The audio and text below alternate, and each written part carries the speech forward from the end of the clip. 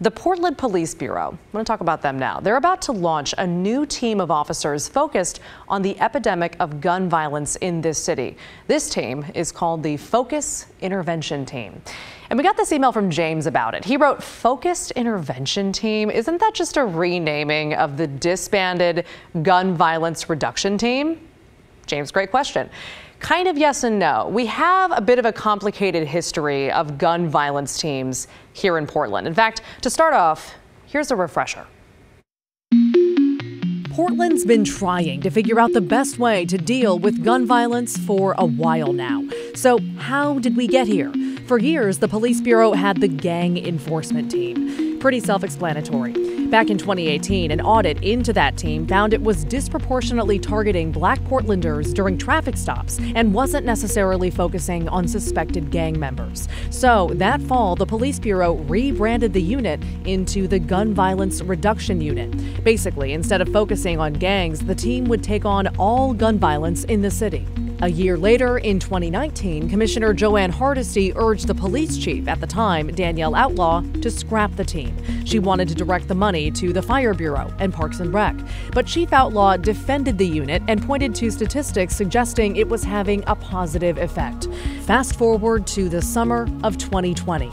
Amid protests over the murder of George Floyd and police violence, the city decided to disband the team. Since then, shootings have spiked in Portland as they have in other major U.S. cities. In February 2021, police formed a new gun violence unit called the Enhanced Community Safety Team to investigate shootings, and Mayor Ted Wheeler pushed for funding to dedicate even more officers to gun violence.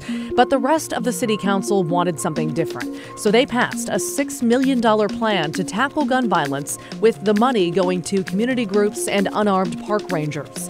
None of that money went to Portland Police. The Bureau then decided to dedicate existing resources to create another team to respond to gun violence. It's called the Focused Intervention Team. This team has two jobs: responding to shootings and trying to prevent them before they happen. And that's how we got here. See, lots of teams, lots of names. So speaking of this new one, the Focused Intervention Team, it is actually finally getting off the ground after initial problems with staffing. You might remember in August, we reported that Portland police were trying to recruit 2 sergeants and 12 officers for that team.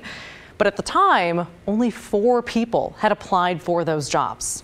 Well, now, 5 months later, they finally filled those positions, they say, and the team will hit the streets starting January 19th. Last week, we sat in on one of their first aid trainings, and since team members will be responding to shootings, they'll often have to treat gunshot victims. That was why they were having this training. They're also going through tactical training, like conducting traffic stops and working with their canine and air support units. But the team's leader, Sergeant Ken Dulio, wants to make sure that people know this new team, he says, is not going to fix things overnight. We just went through 18 months of the worst gun violence the city has ever seen. We've never had this many homicides. We've never had this many people shot. Retaliation from a lot of those shootings and murders are going to last for years. This is a big, big problem. And implementing the Focused Intervention Team is just one part of hopefully a solution to reduce some of this gun violence. And it's going to take years. It's going to take a commitment from the Police Bureau, from our elected officials, year after year, to stay committed to reducing gun violence. Now, unlike the old gun violence reduction team, which was accused of racial profiling, as you heard in that piece, the Focused Intervention Team works under the supervision of a community oversight group. And it's made up of community activists like Edward Williams, the pastor at Mount Olivet Baptist Church. Also, Kimberly Dixon, who lost her son to gun violence. There's Lionel Irving, a former gang member, who runs a nonprofit called Love is Stronger to help steer young men away from gangs. Kyle Aboshi spoke with him actually last fall about how bad things have gotten in Portland. Right? It doesn't even matter now if you with somebody are active or not. You just be with the wrong guy. So that just creates a dangerous environment. Now everybody's walking around because it's so random. Like, are you going to shoot me? Oh, I'm not going to shoot you. Okay, well, what's up there? Nice to see you. Decisions need to be happening, right? We did enough talking. If we still talking about what we're gonna do, we're not gonna do nothing. It's all flabbergasting. It's like Charlie Brown's best friend. Wah, wah, wah, wah, wah. It's not making no sense. We need action.